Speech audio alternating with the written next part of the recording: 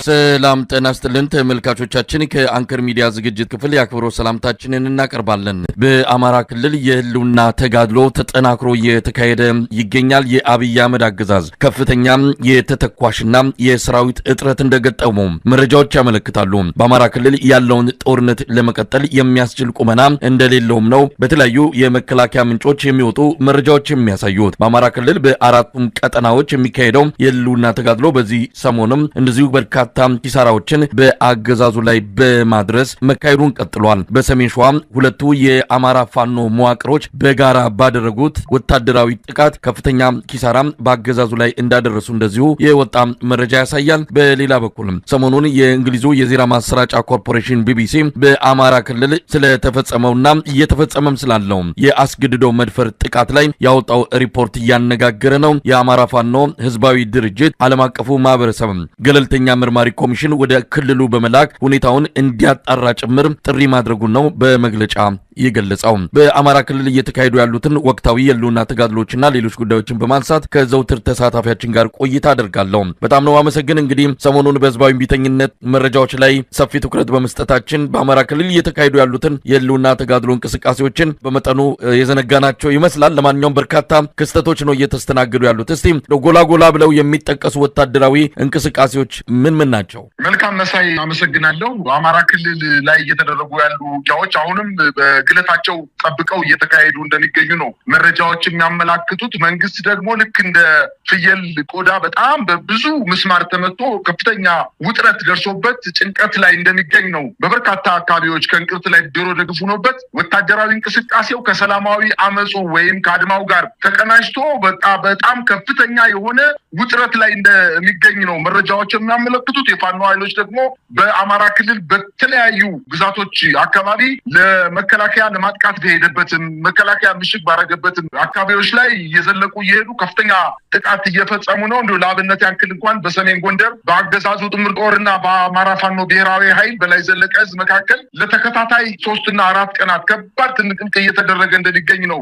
መረጃዎች እያመላክቱ የሚገኙት። በዘመቻ አርበኛ ጌትነት መሳፍንት የተሰየመው ከ180 በላይ የአገዛዙ ጦር ኃይል ሙትና ቁስለኛ ማድረጉን አስታውቋል። ለ3 ቀናት በዘለቀው በክብር ሰማዕቱ አርበኛ ጌትነት መሳፍንት ስም በታወጀው ዘመቻ የራስ አሞራ ውብነህና የአባ ድፈን መሳፍንት ልጆች በተለያዩ ግንባሮች አስደናቂ ድል መጎናጸፋቸውን መረብ ሚዲያ እንዲሁ ለህዝብ አድርሷል። በሰሜን ጎንደር ቀጠና በ4 አቅጣጫ ወደ ዳባት ወረዳ አጅሬ ጃኖራ ያመራው የአብይ አህመድ ሰራዊት በራስ አሞራው 3ኛ ኮር ሰራዊቱ በቆላማው የወገራ ጠገዴና አርማጭሆ እንዲሁም ዛሪማና ቦዛ አዋሳኝ መሬቶች ላይ ከባድ ምት ተበትኖ ተመልሷል። በርካታ ጦሩን አሰልፎ በብረት ለበስና በከባድ መሳሪያ ሽፋን ታግዞ የመጣው ጦር አራቡራ ቀበሌ፣ አቦገዳም፣ ሞንጠጭ ጸበልና ወይራ ጊዮርጊስ ከተባሉ ወሳኝ ወታደራዊ ቦታዎች ላይ ገጥሞ ከ30 በላይ የአገዛዙ ጦር ሲደመሰስ 23ቱን ማቁሰል መቻላቸውን አስታውቀዋል። 2 ወታደራዊ ተሽከርካሪዎችም ከጥቅም ውጭ መደረጋቸውን፣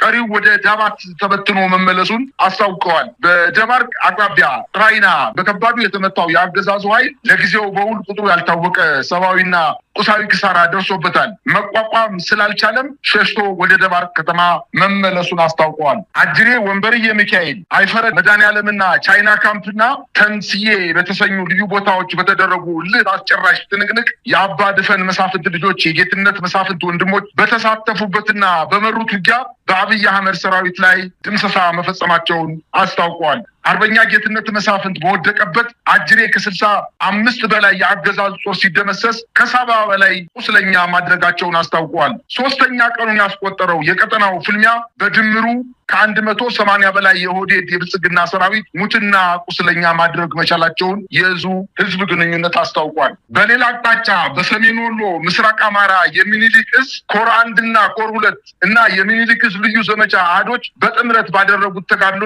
ራያ ግንባር ላይ ትልቅ ድል አስመዝግበዋል። የአገዛዙ ጦር የብልጽግና ሰራዊት በራያ ቆቦ በጮቤና ተኩለሽ ግንባሮች በበርካታ እግረኛ ሰራዊት አሰልፎ እንዲሁም በቅርቡ ባስገባቸው ቻይና ሰራሽ ኦራል ላይ በተጠመዱ 3 155 ሚሊ ሜትር መድፎችና ቢኤም እና ብረት ለበሶች እና ዙ 23 ታግዞ በህዳር 10 ጀምሮ ከቀኑ 9 ሰዓት እስከ ህዳር 11 ምሽት በተጠናቀቀው ተጋድሎ ከባድ ሰብአዊ ኪሳራ አስተናግዶ ወደ መጣበት መመለሱንም አስታውቀዋል። በተጋድሎው የምስራቅ አማራ ኮር አንድ አሃዶች ሐውጃኖ ክፍለ ጦር፣ አሳምነው ክፍለ ጦር 2ኛና 5ኛ ሻለቆችና ከኮሩ 2 ዲቢና ወርቄ እንዲሁም የእዙ ልዩ ዘመቻ በጥምረት ባደረጉት ብርቱ ትንቅንቅ በአገዛዙ ጦር ላይ ከባድ ሰብአዊ ኪሳራ በማድረስና ቀጠናውን በማስከበር ትልቅ ተጋድሎ መፈጸማቸውንም አስታውቀዋል። በተጋድሎው ከባድ ሽንፈት የገጠመው የአገዛዙ ሰራዊት የገጠር መንደሮችን፣ ታዳጊ ከተሞች ላይ ከባድ መሳሪያ በማስወንጨፍ በሰው ህይወትና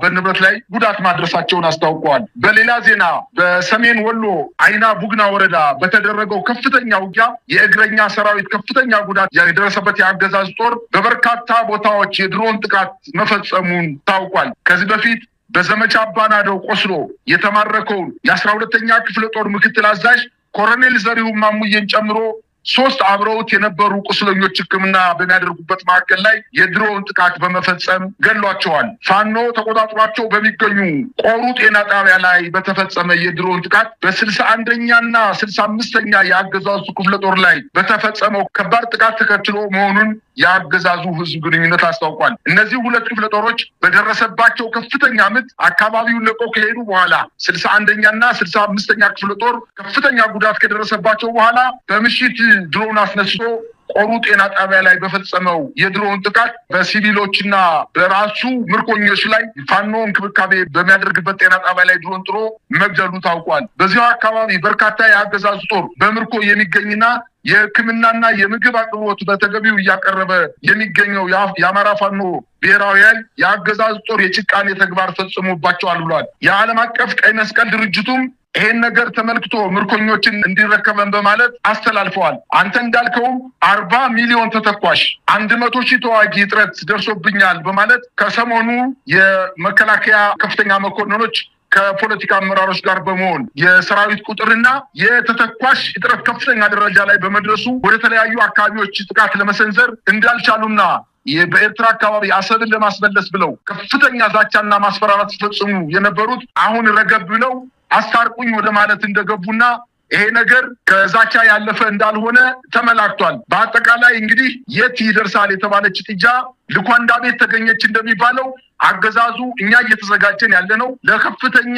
ወታደራዊ ግዳጅ ነው እያለ ሲዝት የነበረው በአማራ ክልል 11 ክፍለ ጦሮችን አሰማርቶ ከፍተኛ ኪሳራ ደርሶበት አሁን በወታደራዊ ግምገማቸውም 40 ሚሊዮን ተተኳሽና 100 ሺህ ተዋጊ ኃይል ስላነሰን የትም ቦታ ሄደን ተንቀሳቅሰን ማጥቃት እንደማንችል በማለት ግምገማቸውን እንዳጠናቀቁ ተመላክቷል። ይህ በእንዲህ እንዳለ ዛሬም እንደተለመደው የሸዋ ፋኖች በሸዋሮቢት ከተማ ከተማው ላይ ዘልቀው በመግባት ታላቅ ጀብዶ መፈጸማቸውን ለማወቅ ተችሏል። የአማራ ፋኖ ህዝባዊ ድርጅት ሸዋ ጠቅላይ ግዛት ዕዝ ቀበሌ 6 ቆቦ ድልድይ ከተባለ ቦታ ላይ በወታደራዊ ካምፕ ጥበቃ ላይ በነበሩ የአገዛዙ ጦር አባላት ላይ 6ቱን በመግደል 5ቱን በማቁሰል በካምፑ ላይ ከፍተኛ የሆነ ድል መጎናጸፋቸውን ለማወቅ ተችሏል። በሸዋ አካባቢ እየተንቀሳቀሰ የሚገኘው የአየር ወለድ ኮማንዶ የ101ኛ፣ 102ኛ፣ 103ኛ እና 104ኛ ክፍለ ጦሮች በሸዋ አካባቢ በፋኖ ኃይሎች ከፍተኛ ምት እየደረሰበት ሲሆን በተለይ በተለያዩ የሰሜን ሸዋ ወረዳዎች ላይ ራሱን መሽጎ የሚገኘው የአገዛዙ ጦር በአማራ ፋኖ ህዝባዊ ድርጅትና በአማራ ፋኖ ብሔራዊ ኃይል የጋራ ቅንጅት ከፍተኛ ኪሳራ እየደረሰበትና አንዳንዴ ስቦ በማስከዳት አንዳንዴ ስቦ በመምታት በመልሶ ማጥቃትና በሙሉ ማጥቃት ከፍተኛ ጉዳት እንዳደረሱበትም ተመላክቷል። እንግዲህ በአማራ ክልል የሚካሄደው የህልውና ተጋድሎ አሁን በጠቀስካቸውና በሌሎችም በአካባቢዎች በተደረጉ ውጊያዎች መቀጠላቸው ነው። የሰሜን ሸዋው ሁለቱ የአማራ ፋኖ መዋቅሮች በጋራ ያደረጉት ወታደራዊ ጥቃት ምናልባትም ወደ አንድነት ለማምራት የጀመሩትን ጉዞ የሚያጠናክር ነው። ያለቀለት የእርቅና ወደ አንድነት የመምጣት ጉዟቸው እንደዚህ ወደ መጨረሻው ምዕራፍ መጠጋቱን መረጃዎች ያሳያሉ። ቀደም ሲል ያነሳው ነገር አለ። በአማራ ክልል አገዛዙ ወታደራዊ ጥቃት ለመሰንዘር የሚያስችል ቁመና ላይ አይደለም ያለው። ዛሬ በሰሜን ሸዋ ፋኖቹ ድል አደረግን ባሉበት አካባቢ እኔም ድል አድርጌያለሁ ብሎ መግለጫ አውጥቷል። በፎቶም በማስረጃም በተለያዩ ማሳመኛ መንገዶች በማስረጃዎች የሚደገፍ አይደለም። እንደዚሁ ደረቅ የድል ዜና ነው ለደጋፊዎቹ ያስተላለፈ የሚገኘው። በአማራ ክልል ጦርነቱን ለመቀጠል ለመቀጠልም ላለመቀጠልም አብይ አህመድ ወታደራዊ ጄኔራሎች ከወዲሁ የመከሩበት ያለ ሲሆን በተለይም ከፍተኛ የሆነ የተተኳሽ እጥረትና የወታደር የሰራዊት እጥረት እንደገጠማቸው እየተገለጸ ባለበት ሰዓት እንግዲህ የአማራ ፋኖች ጥቃት መጠናከሩ በአማራ ክልል የአብይ አህመድ ሰራዊት ቆይታ በጣም አጭር ሊሆን እንደሚችል ነው ከግምት በላይ መናገር የሚቻለው። አብይ አህመድ ለዚህም በተለይ በኦሮሚያ ክልል ከፍተኛ ወታደራዊ ምልመላ እያካሄደ ነው። በአዳማ ናዝሬት፣ በተለይ በሸገር ከተማ በሁለቱ አካባቢዎች ወጣቶችን በማፈስ እድሜው ለመሳሪያ መተኮስ ይደርሳል ብለው ያመኑበትን እድሜያቸው ህፃናት የሆኑ ጭምር ነው እንግዲህ ያፈሱ ወደ ማሰልጠኛ ካምፕ እየወሰዱ ያሉት። የሚመግቡት ምግብ አጥተው ህዝቡን አዋጡ የሚል አስገዳጅ ሁኔታ ውስጥ መግባታቸው ነው የሰማ ነው። ለማንኛውም በአማራ ክልል ያለው ሁኔታ አብይ አህመድ ትልቅ ጭንቀት ሆኖበታል። እንዳይተወው አማራ ክልልን ማጣት ማለት አጠቃላይ በፌዴራል መንግስት ያለውንም የስልጣን ቆይታን የሚያከትም ነው የሚያደርገው። ከዚህ የተነሳ ወደፊትም ወደ ኋላ መመለስ ሳይችል እንደዚሁ በከፍተኛ ቀውስ ውስጥ ሆኖ የቀረ ስርዓት ሆኗል። እስቲ በአጠቃላይ ያለው ሁኔታ ምን ይመስላል? ስርዓቱ ኤርትራ መንግስትና ከህወሓት ጋር ጦርነት ውስጥ ለመግባት እያሟሟኩ ነው፣ ተዘጋጅቻለሁ፣ ጨርሻለሁ እያለ ባለበት ሰዓት ላይ ነው እንግዲህ አቅሙ በጣም የተዳከመ በሰራዊትም በመሳሪያም ጭምር ውስን በሆነ ቁመና ላይ እንዳለ እየተረጋገጠ ያለው ምን ለማለት ነው? እንግዲህ ከዚህ በኋላ ወደ ጦርነት የሚገባበትም ሁኔታ እንዳይኖር አድርጎ ነው አቅሙ እየገደበው ያለው። ለዚህም ነው ከኤርትራ ጋር ያለውን ጉዳይ የጦርነት ፉከራውንና ሽለላውን ጋብ በማድረግ ወደ ሽምግልናና እንታረቅ እንነጋገር አይነት አዝማሚያ እየተመለሰ ያለው። ምን ማለት ይቻላል? መሳይ የአማራ ክልሉ ጦርነት በመንግስት ላይ ላም እሳት ወለደች አይነት ነገር ነው የሆነበት። እንዳይተው በጣም ቸገረው። ምክንያቱም የፌዴራል መንግስቱ ወንበር ወዲያውኑ ነው የሚያጣው። እንዳይገጥም ደግሞ በየሄደበት ቦታ እየተመታ እየተሸነፈ ነው የሚገኘው። ይህን ተከትሎ ከዛሬ 4 ወርና 5 ወር በፊት በአማራ ክልል ወጣቶችን መመልመል መቆም አለበት።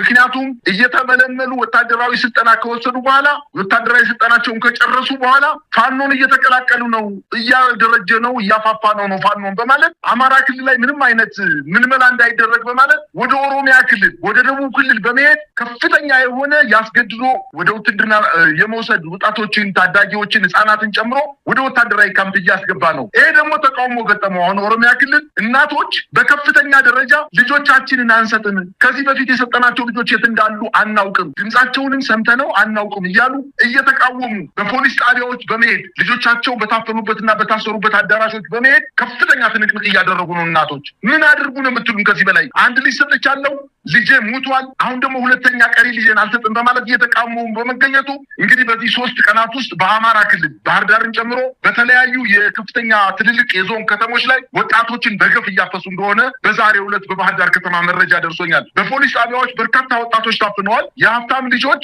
እስከ 80 ሺህ ብር እየተጠየቁ እንዲፈቱ እየተደረገ ነው። የድሃ ልጆችን ግን አፍኖ እየወሰደ ነው። ይሄ የሚያሳየው የጨነቀው እርጉዝ ያገባል ነው። ትናንትና ያወጣውን ሳይውል ሳያድር መልሶ እየሻረ የደነገጠና የበረነነ መንግስት ደረጃ ላይ መድረሱን ነው የሚያሳየው። ነገር ግን ፉከራው፣ ቀረርቶው አጠቃላይ ድንበር ተሻግረን ወደብ እናስመልሳለን የሚሉትን ፉከራ አሁን ትተው ወደ ልመና ገብተዋል። በቤጂንግ የሚገኘው የኢትዮጵያ ኤምባሲ ለቻይና መንግስት የጻፈው ደብዳቤ እኮ ይፋ ሆኗል። አስታርቁን፣ ከኤርትራ መንግስት ጋር አስታርቁን፣ አደራድሩን፣ አነጋግሩን፣ እኛ የመውረር ዓላማ የለንም ብሎ ሳይውል ሳያድር እንግዲህ የጦር ጀነራሎቹ የጠቅላይ ሚኒስትሩ ሳይቀር በባሌም በወሌም ተብሎ ወደብ ማምጣት አለብን ብለው ሲፎክሩ የነበሩት ለኬንያ መንግስት ፕሬዚደንት ሽምግልና መላካቸው ተረጋግጧል። እንዲሁም በተባበሩት መንግስታት ድርጅትም አንዳንድ ምልክቶች እየታዩ ነው። በአጠቃላይ ግን አሁን ልመና ላይ ገብቷል። ምክንያቱም ሄደበት ረጅም መንገድ ሄደበትና እንደማያዋጣው ሲያውቅ ተሸንፎ እንዳልወጣ ወይንም እቅዱን መተግበር እንዳልቻለ ሲያውቀው አሁን ወደ ልመና ገብቷል። እንግዲህ ልመናው ያዋጣል አያዋጣም? መጀመሪያም እኮ የኤርትራ ኢትዮጵያን ለመውረር እቅድ አልነበራትም። ዘሎ የሰው ሀገር ሂጄ መትቼ እንዲያርጌ ምናምን የሚለውን ነገር ፉከራ ያሰማው የራሳችን መንግስት ነው። ነገር ግን ይሄንን የወደብ የምንጠቀምበትን አጋጣሚዎች ሙሉ በሙሉ ለመዝጋትና ኢትዮጵያን ጉሮሮዋን ለማነቅ እየሰራ ያለ መንግስት፣ ይህች ሀገር እንድትፈርስ ለማድረግ ከፍተኛ ጥረት እያደረገ ያለ መንግስት እንደሆነ ነው የኢትዮጵያ ሕዝብ እየተረዳ ያለው። እውነት ለመናገር በፉከራና በቀረርቶ ብቻ ወደብ ሊገኝ የማይችል መሆኑን አሁን የተረዳው ይመስለኛል። ሰራዊቱን በጣም ተሰላችቷል፣ ተዳክሟል። በአማራ ክልል በበርካታ አካባቢዎች በምሽጎቹ ላይ ጥቃት እየተፈጸመበት ሰራዊቱ ያለ ውጊያ እጅ እየሰጠ አንዳንዴ መሳሪያውን እየያዘ ከፋኖ እየተቀላቀለ እንደሚገኝበትና ይሄ በከፍተኛ ደረጃ እንዳስደነገጠው ምናልባትም አሁን ለ10 ተከታታይ ቀናት ብልጽግና ስልጠና ገብቷል፣ ውይይት ስብሰባ ገብቷል። ምን ውሳኔ ይዘው እንደሚመጡ ባድናቅም፣ ነገር ግን እንዲሁ ዝም ብሎ ከአማራ ክልል ተሰብስቦ መከላከያው ይወጣል የሚል እምነት የለኝም። ተመቶ ነው የሚወጣው፣ ተሸንፎ ነው የሚወጣው። ከወጣም ደግሞ የፌዴራል መንግስቱ መንግስቱን አጠቃላይ ወንበሩን ስለሚያጣ እስከ መጨረሻው ይዋጋል፣ የደሃ ልጅን ያስጨርሳል የሚል ግምት ነው ያለኝ። መሳይ እንግዲህ በአማራ ክልል አገዛዙ በተስፋ መቁረጥም እንደዚሁም በጭካኔ በተለያዩ ጊዜያት የፈጸማቸው ወንጀሎችና ከሰው ልጅ ዘር ማጥፋት ጋርም ሆነ ከሰብአዊነት ወንጀል ጋር የተያዙ መረጃዎችና ማስረጃዎች እየወጡ ይገኛሉ። ሰሞኑን የእንግሊዙ ማሰራጫ ኮርፖሬሽን ቢቢሲ ያወጣው እጅግ አስደንጋጭ የሆነ ሪፖርት እንደዚሁ መነጋገሪያ የሆነበት ነው። ጉዳዩን በተመለከተ በሰፊው እየተሰራበት ይገኛል። በቂ የሆነ መረጃ አልተገኘም፣ ማስረጃም እንዲሁ አልቀረበም እንጂ ከተጠቀሰው ቁጥር በላይ ነው በአማራ ክልል የደረሰው ጥቃት የሚል እንደዚሁ ምስክርነቶች እየወጡ ይገኛሉ። ለማንኛውም የአማራ ፋኖ ህዝባዊ ድርጅት አፋሕድ በጉዳዩ ላይ ዓለም አቀፍ ጥሪ አድርጓል። የመንግስታቱ ድርጅትን ጨምሮ ሌሎች አካላት ይህንን ጉዳይ ትኩረት ሰጥተውበት በአማራ ክልል ገለልተኛ አጣሪ ኮሚሽን ገብቶ ጉዳዩን እንዲመረምረው ነው አፋሕድ የጠየቀው። በጣም የሚያሳዝን ነው። ህፃናት